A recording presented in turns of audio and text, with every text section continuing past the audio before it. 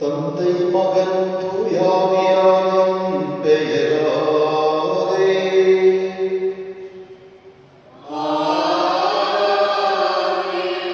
நம் ஆண்டவராகிய இயேசு கிறிஸ்துவின் அருளும் கடவுளின் அன்பும் தூயாவியாரின் தோழமையும் உங்கள் அனைவரோடும் இருப்பதாக.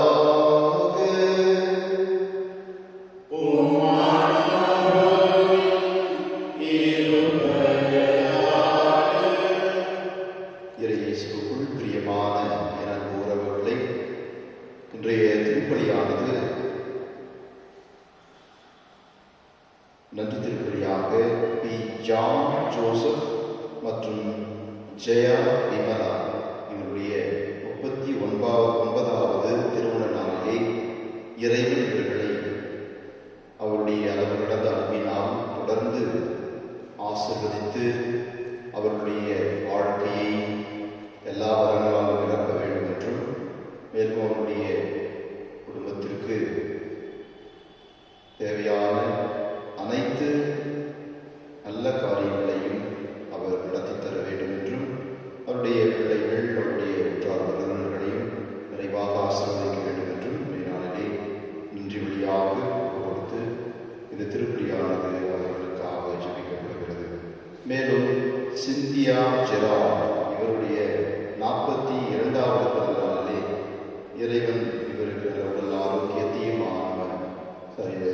நலனையும் கொடுத்து இவருக்கு தேவையான எல்லா வரங்களையும் இறைவன் இவர் புரிய வேண்டும் என்றும், ஜான் ஜோசப் ஸ்வேதா இவருடைய குடும்பம் நன்றி வழியாக கொடுக்கிறது. இறைவன் இவர்களுக்கு செய்து வருகின்ற அனைத்து நன்மைகளுக்கு நன்றியாக பொருந்தி இவர்களை ஆசீர்வதிக்க வேண்டும் என்றும் இத்திருப்பலியானது கொடுக்கப்படுகின்றது. மேலும் ஜோவன் நான்சி டோனி, அகஸ்டின், சாந்து மேரி, ஜோசப் விக்டர், ஆனந்த் கிறிஸ்டோபர் இவருடைய ஆன்மாக்கள் நித்தியலை பாற்றி அடைய வேண்டும் என்றும் இத்திருப்பலியானது கொடுக்கப்படுகின்றது. இறையேசுடன் மிக்கவர்களே, இதோ இந்த தெய்வீக திருப்பலியை தகுந்த முறையிலே கொண்டாட தடையாக இருக்கின்ற நம்முடைய பாவங்களை நினைத்து மனம் வருந்துவோம். ஆண்டவர் முன்னிலையிலே நம்மை தாழ்த்தி அவருடைய இரக்கத்தையும் அவருடைய மன்னிப்பையும் இறைஞ்சி மன்றாடுவோம். எல்லாம் வல்ல இறைவனிடமும் சகோதர சகோதரிகளிடமும் நான் பாவங்களை ஏற்றுக்கொள்கிறேன். ஏனெனில் சிந்தனையால், சொல்லால், செயலால், கடமையை தவறியதால் பாவங்கள் செய்தேன். என் பாவமே, என் பாவமே, என் பெரும் பாவமே.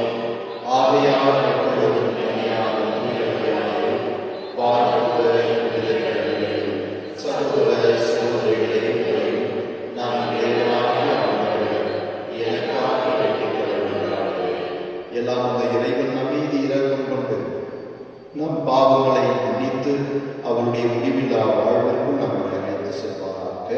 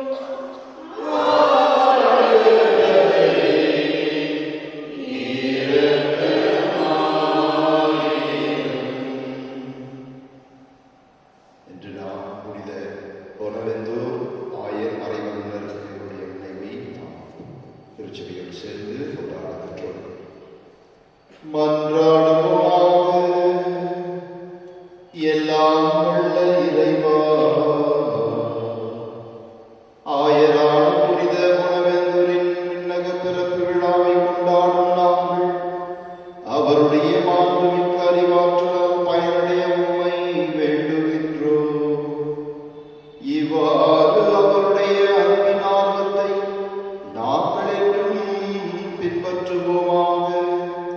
உம்மோடு தூயாவியாரின் ஒன்றிப்பில் இறைவனாய் என்றென்றும் வாழ்ந்து ஆட்சி செய்கின்றவர் வழியாக உம்மை மன்றாடுகின்றோம்.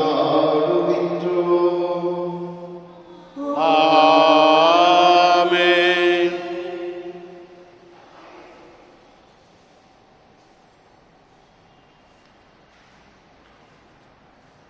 முதல் வாசகம் இறைவாக்கினர் ஏசாயா நூலிலிருந்து வாசகம். எண்ணற்ற உங்கள் பலிகள் எனக்கு எதற்கு என்கிறார் ஆண்டவர். ஆட்டுக்கிடாய்களின் எரிபலிகளும் கொழுத்த விலங்குகளின் கொழுப்பும் எனக்கு போதுமென்ற வீட்டன. காளைகள், ஆட்டுக்குட்டிகள், வெள்ளாட்டு கிடாய்கள் இவற்றின் இரத்தத்திலும் எனக்கு நாட்டமில்லை. நீங்கள் என்னை வழிபட என் திருமுன் வரும்போது இவற்றையெல்லாம் கொண்டு வந்து என் கோவிலின் குற்றத்தை மிதிக்க வேண்டும் என்று கேட்டது யார்? இனி காணிக்கைகளை வீணாக்க கொண்டு வர வேண்டாம். நீங்கள் காட்டும் தூபம் எனக்கு அருவெறுப்பை தருகிறது. நீங்கள் ஒழுங்கீனமாக கொண்டாடும் அமாவாசை ஓய்வு நாள் வழிபாட்டு கூட்டங்களை நான் சலிக்க மாட்டேன். உங்கள் அமாவாசை திருவிழா கூட்டங்களையும் என் உள்ளம் வெறுக்கிறது. அவை என் மேல் விழுந்த சுமையாயின. அவற்றை சுமந்து சோர்ந்து போனேன். என்னை நோக்கி உங்கள் கைகளை நீங்கள் உயர்த்தும் போது பாராமுகமானாய் நான் இருப்பேன். நீங்கள் தொடர்ந்து மன்றாடினாலும் நான் செவி கொடுப்பது இல்லை. உங்கள் கைகளை இரத்தக்கரையால் நிறைந்திருக்கின்றன. உங்களை கழுவி தூய்மைப்படுத்துங்கள். உங்கள் தீச்செயலை என் திருமுன்னிலிருந்து அகற்றுங்கள். தீமை செய்தலை விட்டொழியுங்கள். நன்மை செய்ய கற்றுக்கொள்ளுங்கள். நீதியை நாடி தேடுங்கள். ஒடுக்கப்பட்டோருக்கு உதவி செய்யுங்கள். திக்கற்றோருக்கு நீதி வழங்குங்கள். கைப்பெண்ணுக்காக வழக்காடுங்கள். ஆண்டவரின் அருள்வாக்கு. இறைவாக்கு நன்றி. பல்லவி.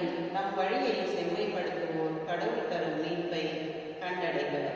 நம் வழியை செம்மைப்படுத்துவோர் கடவுள் தரும் மீட்பை கண்டடைவர்.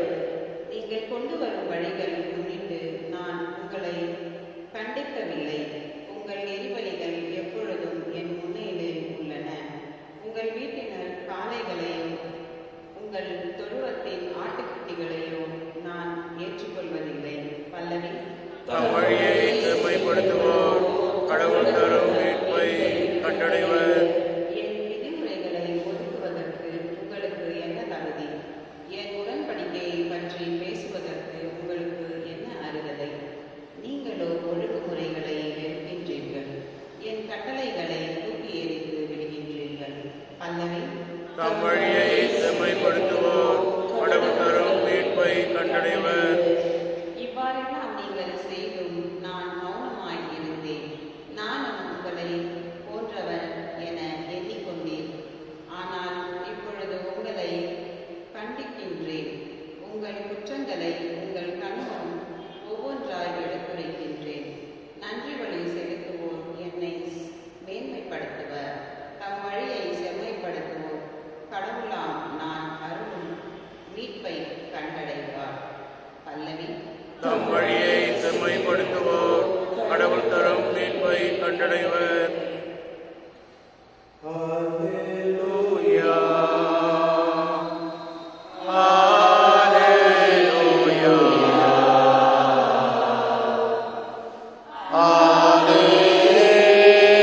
அல்லேலூயா. நீதியின் பொருட்டு துன்பப்படுவோர் பேறு பெற்றோர். ஏனெனில் விண்ணரசு அவர்கள் கூறியது. அல்லேலூயா. அல்லேலூயா. அல்லேலூயா.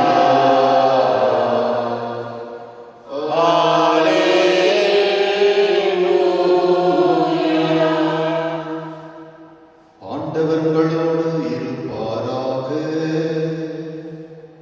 உம் ஆன்மாவோடும் இருப்பாராக. புனித மத்தேயு எழுதிய நற்செய்தியிலிருந்து வாசகம். ஆண்டவரே, மாட்சி உமக்கே. அதிகாரம் 10, இறைவார்த்தைகள் 34, அதிகாரம் 11, இறைவார்த்தை 1. அக்காலத்தில் இயேசு தம் சீடர்களை நோக்கி கூறியது: நான் உலகிற்கு அமைதி கொணர வந்தேன் என எண்ண வேண்டாம். அமைதியை அல்ல, வாளையே கொணர வந்தேன். தந்தைக்கு எதிராக மகனையும், தாய்க்கு எதிராக மகளை, மாமியாருக்கு எதிராக மருமகளையும் நான் பிரிக்க வந்தேன். ஒருவருடைய பகைவர் அவரது வீட்டில் உள்ளவரே ஆவர். என்னை விட தம் தந்தையிடமோ தாயிடமோ மிகுந்த அன்பு கொண்டுள்ளோர் என்னையுடையோர் என கருதப்பட தகுதியற்றோர். என்னை விட தம் மகனிடமோ மகளிடமோ மிகுதியாய் அன்பு கொண்டுள்ளோர் என்னுடையோர் என கருதப்பட தகுதியற்றோர்.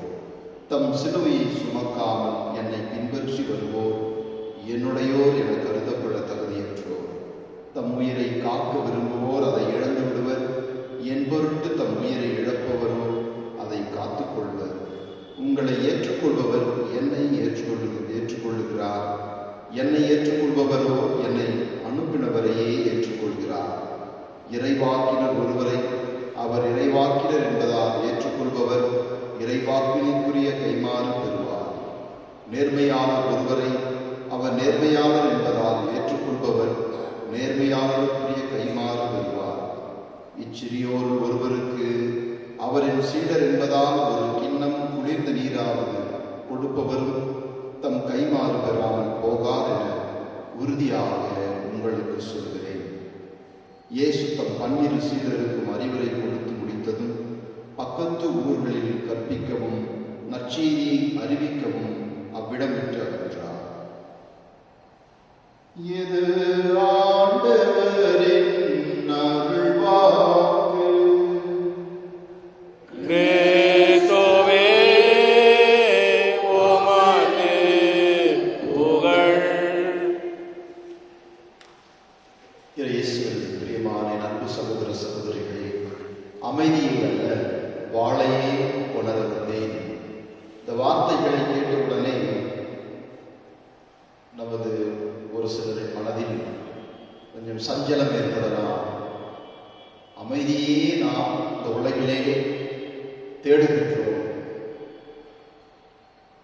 அந்த அமைதியை ஆண்டவர் சீர்குலைக்க அந்த அமைதியை எடுத்து அங்கே பகைமையை கொணர வந்தாரா என்று ஒரு சிலருக்கு மனதில் ஐயம் தோன்றலாம்.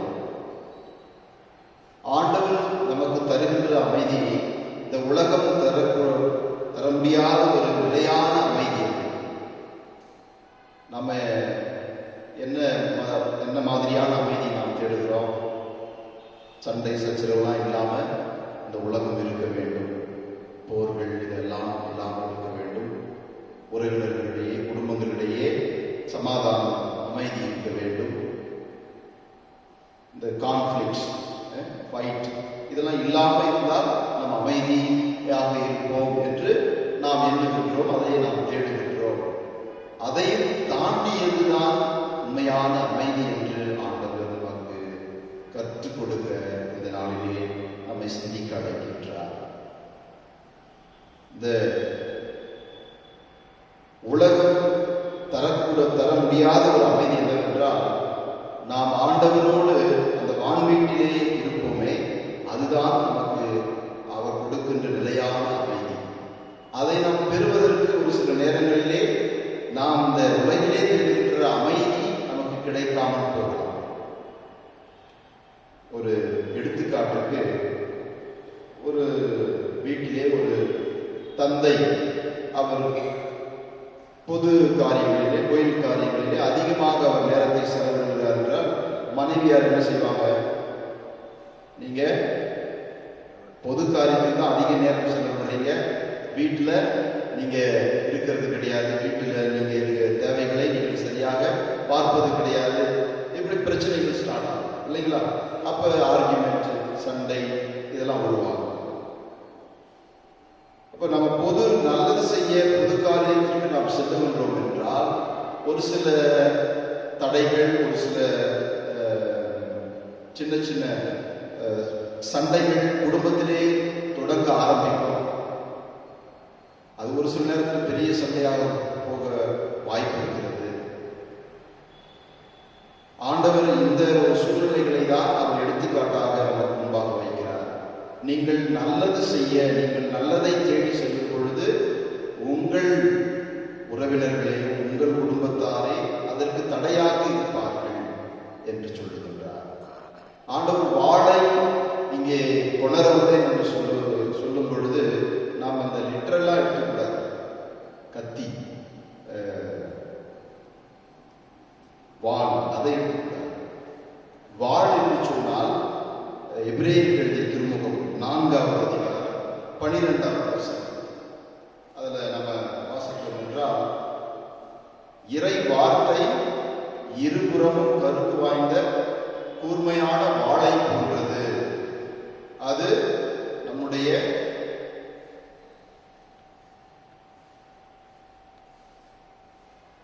கடவுளுடைய வார்த்தை உயிருள்ளது, ஆற்றல் வாய்ந்தது, இரு பக்கமும் வெட்டக்கூடிய எந்த வாளிலும் கூர்மையானது, ஆன்மாவையும் ஆவியையும் பிரிக்கும் அளவுக்கு குத்தி ஊடுருவக்கூடியது, எலும்பு மூட்டையும் மச்சையையும் அவ்வாறு ஊடுருவுகிறது, உள்ளத்தின் சிந்தனைகளின் நோக்கங்களையும் சீர்தூக்கி பார்க்கிறது.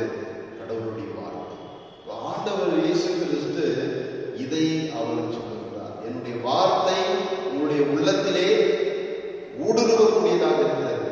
அன்னை மரியாள் ஆண்டவர் காணிக்கையாக கொடுக்க எருசலேம் ஆலயத்துக்கு எடுத்து சேர்க்கிறார். அப்ப சிமியோன் இறைவாக்கி சொல்கிறார், உம்மை ஒரு வாள் ஊடுருவும். எப்பொழுது அது நடக்கிறது? ஆண்டவர் சிலுவையை சுமந்து செல்லும் பொழுது அன்னை பார்க்கிறாங்க. தாய் மகனை சந்திக்கும் பொழுது ஒரு தாய் என்ன நினைப்பாங்க? நிறைய முறை என்ன நினைத்திருப்பார்கள்? என் மகன் இந்த மாதிரி பொது வாழ்க்கைக்கெல்லாம் போகாம வீட்டிலே இருக்கணும், சேஃப்டியா இருக்கணும், அவருக்கு ஒரு கம்ஃபர்டான ஒரு வாழ்க்கையை நான் ஏற்படுத்தி கொடுக்கணும், ஒரு குடும்பம், ஒரு வேலை, ஒரு பாதுகாப்பான ஒரு மகிழ்ச்சியான ஒரு வாழ்வு, இதுதான் ஒரு தாய் எதிர்பார்த்திருப்பாங்க. ஆனா ஆண்டவர் இயேசு கிறிஸ்து தேர்ந்தெடுத்த பாதையோ வேற. ஏன்னா அவருடைய பாதை தந்தையினுடைய விருப்பத்தை நிறைவேற்றுவது, இந்த உலகை தன்னுடைய அன்பினால் மீட்பது, அந்த அன்பின் வெளிப்பாடாக தன் வாழ்வையை கொடுப்பது, இதையே அவர் சிந்தித்து வாழ்ந்தார். ஒவ்வொரு நாளும் அந்த ஏழை எளிய மக்களை தன் மனதிலே நிறுத்தினார். யாரெல்லாம் பாவத்தில் விழுந்திருக்கிறார்கள் அவர்களை இரக்கத்தோடு, அந்த இரக்க மனதோடு அவர்களை தந்தையிடம் அழைத்து வர ஒவ்வொரு ஊராக சென்றார். ஆனா தாய்க்கு அது பிடித்திருக்கிறார். ஒரு முறை என்ன சொல்றாங்க நற்செய்தியில, அவருடைய குடும்பத்தாரும் தாயாரும் அவரை இழுத்து செல்ல என்று காத்து கொண்டிருந்தார்கள் என்று நாம் வாசிக்கிறோம். அப்போ இறையேசுவின் பிரியமானவர்களே, இந்த உலகத்திலே நாம் நல்லது செய்வதற்கு பல்வேறு தடைகள் வரலாம். நமக்கு எதிராக பல்வேறு சோதனைகள், துன்பங்கள் நேரிடலாம். புனிதருடைய வாழ்க்கை, நிறைய புனிதருடைய வாழ்க்கையை நாம் எடுத்து பார்த்தோம் என்றால், சொந்த மக்களே அவர்களுக்கு துன்பத்தை கொடுத்திருப்பார்கள், அவர்களை கொன்றிருப்பார்கள். எல்லாருடைய வாழ்க்கையிலும் ஆண்டவருடைய பாதையை தேர்ந்தெடுத்து இறைவனுடைய வார்த்தையை ஏற்றுக்கொண்டு அவர் புனித வாழ்க்கை வாழ முன்வந்தவர்கள் எல்லோருடைய வாழ்க்கையிலும் இது நிகழ்ந்திருக்கும். ஆனால் தொடர்ந்து அவர்கள் போராட வேண்டும் என்று ஆண்டவர் அழைப்பு விடுக்கின்றார். தன் சிலுவையை சுமந்து என்னை தொடராதவர் என்னுடைய சீடராயிருக்க முடியாது என்று சொல்லுகின்றார். நம்முடைய சிலுவைகள் என்னவாக இருக்கும்? நான் சொன்னது போல நல்லது செய்ய தடைகள், நல்லவனாய் இருக்க, நேர்மையாளராய் இருக்க தடைகள். ஒரு ஆபீஸ்ல வேலை செய்யறோம், ஒரு நேர்மையா இருக்கணும்னு நம்ம முயற்சி செஞ்சுதான் கூட முடியாது. என்ன செய்வாங்க? அடுத்தவங்க நமக்கு நேர்மையா இருக்கிறவங்களை பார்த்து ஏளனம் செய்வார்கள். இல்லை என்றால் எப்படியாவது உன்னை அந்த கரப்டட் லைஃப், அந்த வாழ்க்கைக்கு உன்னை இழுத்து சென்று விடுவார்கள். எல்லாம் இந்த சோதனைகளின் மத்தியிலே நாம் வாழ்ந்து கொண்டிருக்கிறோம். ஆனால் ஆண்டவர் சொல்லுகின்றாரே, உன்னுடைய உள்ளத்திலே ஒரு வாழ் ஊடுருவம் என்று அன்னைக்கு கொடுத்த அதே துன்பம் நமக்கும் காத்திருக்கிறது. ஆனால் அந்த துன்பங்களை ஏற்றுக்கொண்டு நாம் ஆண்டவருடைய பிள்ளைகளாக வாழணும் என்றால் இறைவனுடைய நற்செய்தியை உலகிலே அறிவிப்பவராக மாறுகிறோம்.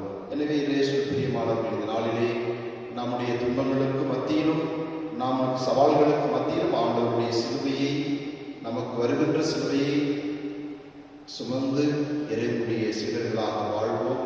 இறைவனுடைய ஆசிரை பெற்று அவருடைய அன்பு பிள்ளைகளாக இந்த உலகிலே பயணிப்போம். ஆமென்.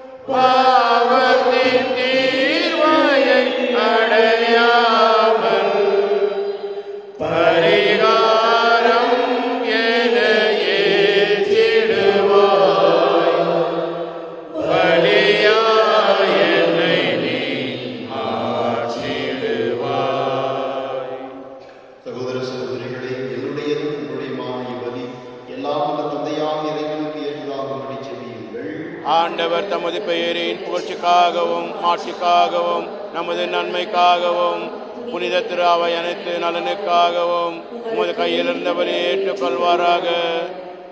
ஆண்டவரே, உம்மை நோக்கி மன்றாடும் திரு அவையின் காணிக்கைகளை கண்ணோக்கி அருளும். உம் நம்பிக்கையாளர் புனிதத்தில் வளர உதவும் உணவாக இவற்றை மாற்றியருவீராக. எங்கள் ஆண்டவராகிய கிறிஸ்து வழியாக உம்மை மன்றாடுகின்றோம். ஆமென். ஆண்டவர் உங்களோடு இருப்பாராக. உம் ஆன்மாவோடும் இருப்பாராக. இதயங்களை மேலே எழுப்புங்கள். ஆண்டவரிடம் எழுப்பியுள்ளோம். இறைவனாகிய ஆண்டவருக்கு நன்றி பாடுவோம். அது தகுதியும் நீதியும் மானது. ஆண்டவரே, தூயவரான தந்தையே, எங்களுள்ள எல்லாம் உள்ள இறைவா, எங்கள் ஆண்டவராகிய கிறிஸ்து வழியாக என்னாலும் எவ்விடத்திலும் நாங்கள் உமக்கு நன்றி செலுத்துவது மெய்யாகவே தகுதியும் நீதியுமாம், எங்கள் கடமையும் மீட்புக்குரிய செயலுமாம். ஏனெனிலும் புனிதர்களின் வியத்தகு சாட்சியத்தால் உமது திரு அவை என்றும் புதிய ஆற்றல் பெற்று வளமடைகின்றது. இவ்வாறு எங்கள் மீது நீர் கொண்டிருக்கும் பரிவன்பை தெள்ளத் தெளிவாக காட்டுகின்றேன். மேலும் எங்களது மீட்பின் மறை நிகழ்வை நாங்கள் நிறைவேற்றுவதில் அப்புனிதர்களின் சிறப்புமிக்க எடுத்துக்காட்டால் தூண்டப்பெற்று அவர்களது தகுந்த பரிந்துரையால் என்றும் ஊக்கம் பெறவும் அருளுகின்றி. ஆகவே ஆண்டவரே, வானதூத புனிதர் அனைவரோடும் சேர்ந்து நாங்கள் உமது புகழை தூயவர் தூயவர் தூயவர் வான்படைகளின் கடவுளாம் ஆண்டவர். விண்ணகமும் மண்ணகமும் உமது மாட்சியால் நிறைந்துள்ளன. உன்னதங்களிலே ஓசானா. ஆண்டவர் பெயரால் வருகின்றவர் ஆசீர் பெற்றவர். உன்னதங்களிலே ஓசானா.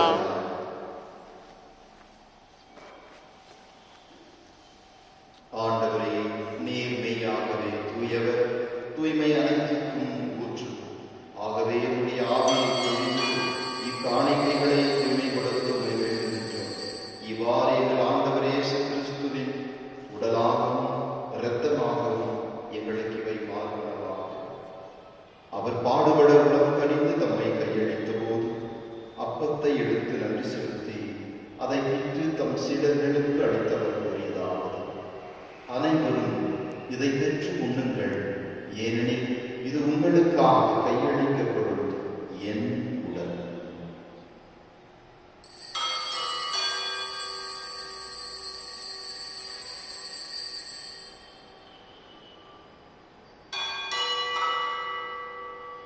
அவனமே இரவு விருந்தை அருந்திய பின் கிண்ணத்தையும் எடுத்து மீண்டும் உமக்கு நன்றி கூறி தம் சீடர்களுக்கு அளித்தவர் கூறியதாவது: அனைவரும் இதிலிருந்து பெற்று பருகுங்கள், ஏனெனில் இது புதிய நிலையான உடன்படிக்கைக்குரிய என் இரத்தத்தின் கிண்ணம்.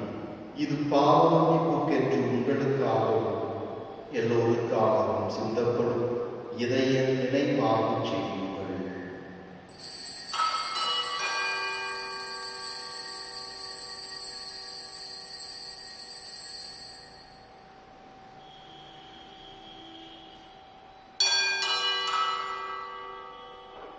நம்பிக்கையின் மறைபொருள்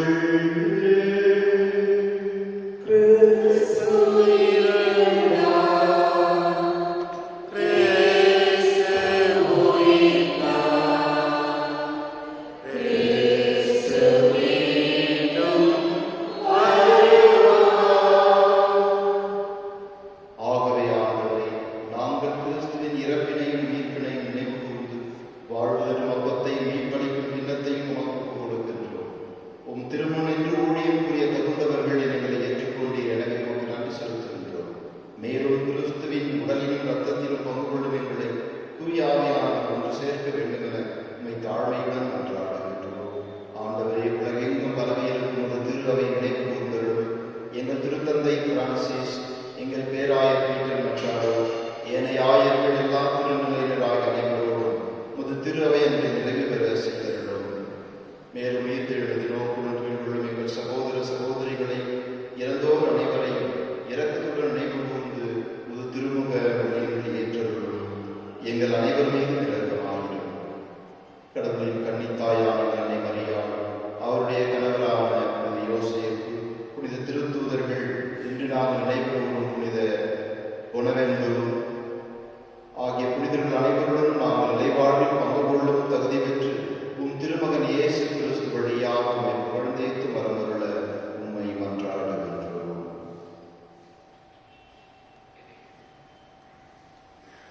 இவர் வழியாக இவரோடு இவரில் எல்லாம் வல்ல இறைவனாகிய தந்தையே, தூய ஆவியாரின் ஒன்றிற்கு எல்லா புகழும் மாட்சியும் என்றென்றும் உமக்கு உரியதே.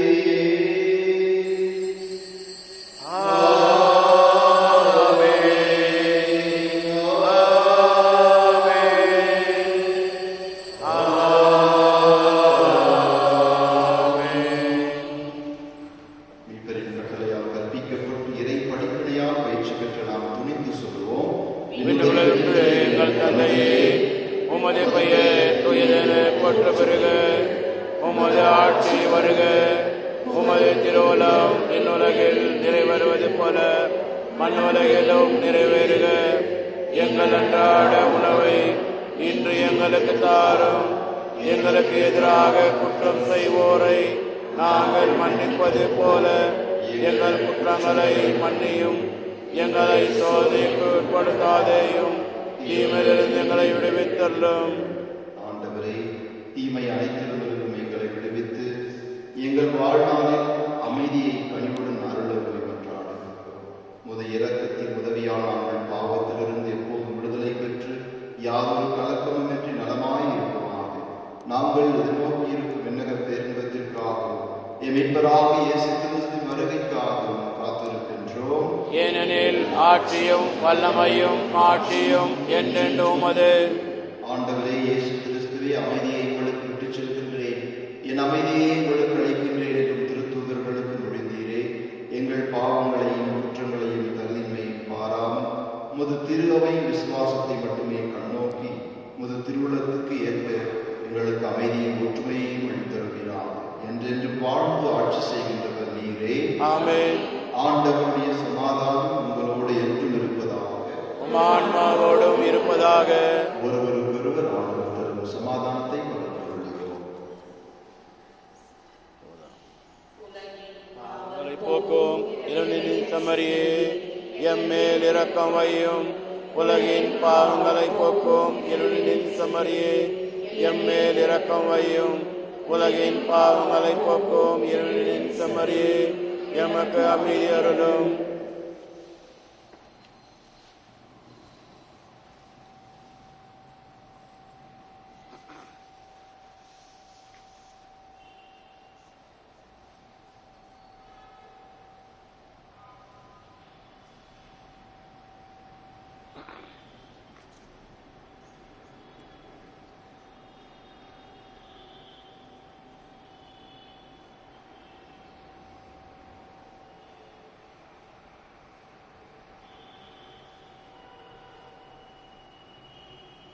இதோ இறைவனின் செம்மறி, இவரே உலகின் பாவங்களை போக்குகின்றவர்.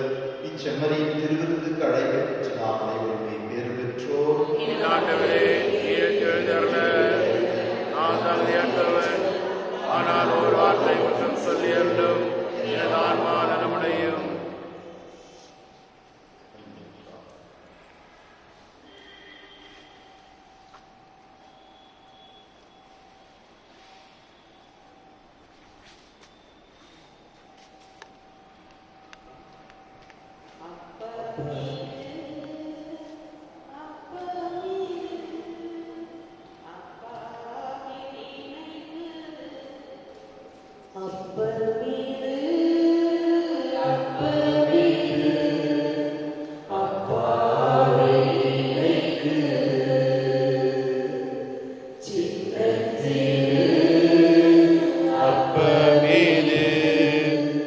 சிந்திக்க வைக்குது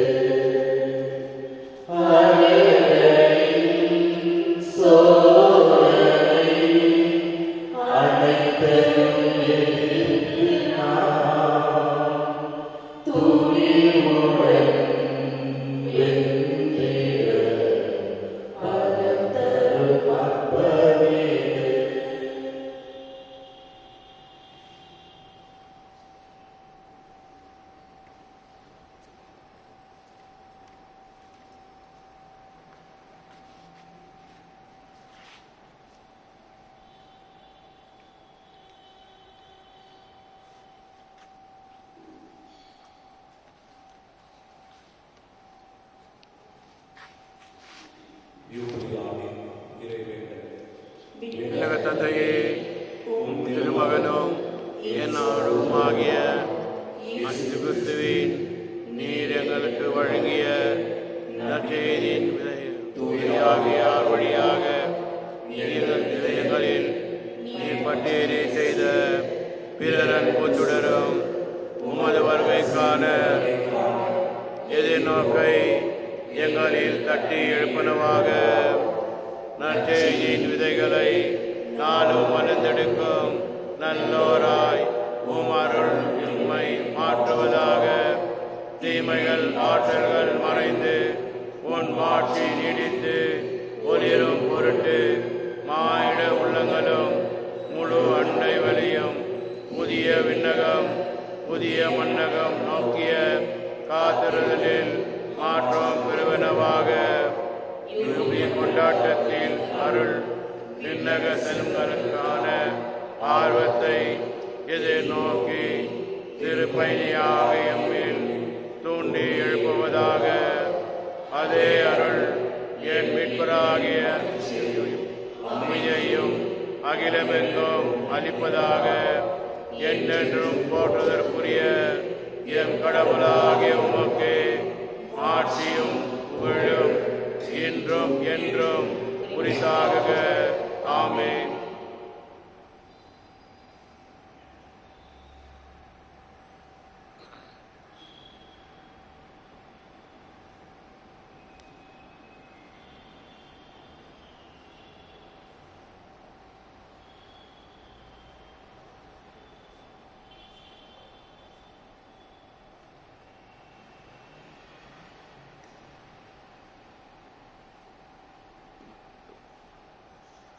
நன்றியோடு மன்றாடுவோமாக.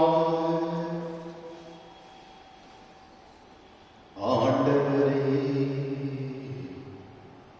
உம்முடைய அருள் கொடைகளை பெற்றுக்கொண்ட நாங்கள் உம்மை வேண்டுகின்றோம்.